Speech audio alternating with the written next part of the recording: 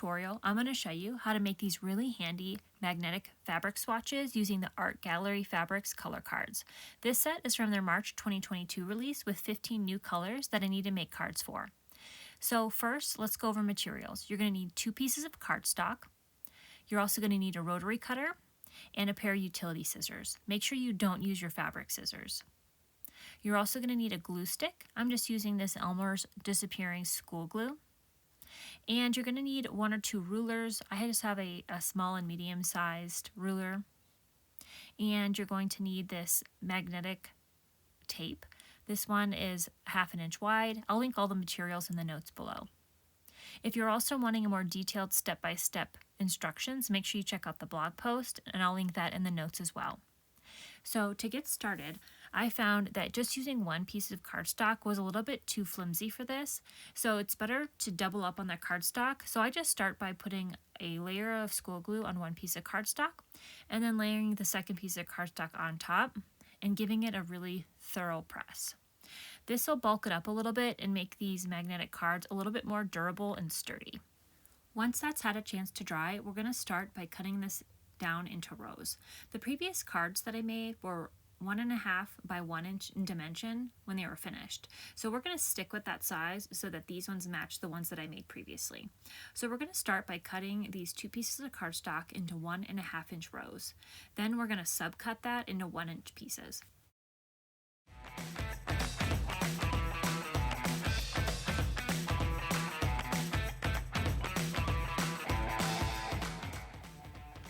This new release from Art Gallery Fabrics only has 15 new colors, so I just need to make sure I have enough cards to finish that. Before we can start assembling these magnetic color cards, we need to separate the fabric swatches from the card itself. And they're actually just stuck to the card with a really mild adhesive and can be pulled off pretty easily. So I would suggest working 1 row at a time, pulling off the fabric swatches and keeping them in order. I would also suggest taking a photo of the completed card before you start disassembling anything, so in case anything does get out of sorts or mixed up, you can always go and reference that photo. So now we need to get these names and color information off the card. So we're going to start by cutting off the row of names, and then we are going to cut this down so that it's 1 inch wide. Just make sure that you're not cutting off any of the name or any of the card information. And then once you have that row cut, we're going to subcut that down into 1/2 inch wide pieces. And I just make sure that the name is somewhat centered on the small card and square. And then again, to keep everything nice and neat, I just put the name on top of the fabric swatch so that I make sure that everything's staying in order and that the fabric swatch and the name of the color are paired up correctly. So now that we have our cardstock cut down, the fabric swatches pulled off of the color card, and the names of the colors all separated and cut down, we can start assembling these magnetic color cards. So the first thing we need to do is put a thick layer of glue stick on one side of the cardstock and then press that into the fabric. And I just use the fold of these color swatches, fabric swatches, as a guide, and just make sure you give it a really good press to make sure that fabric is adhered well. And then we're going to cut the excess fabric off the back so that little flap can be folded over the back side and glued down.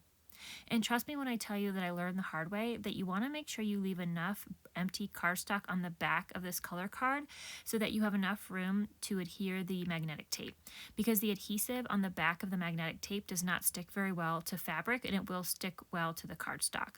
So if you're sticking it onto the fabric, it's just going to fall off.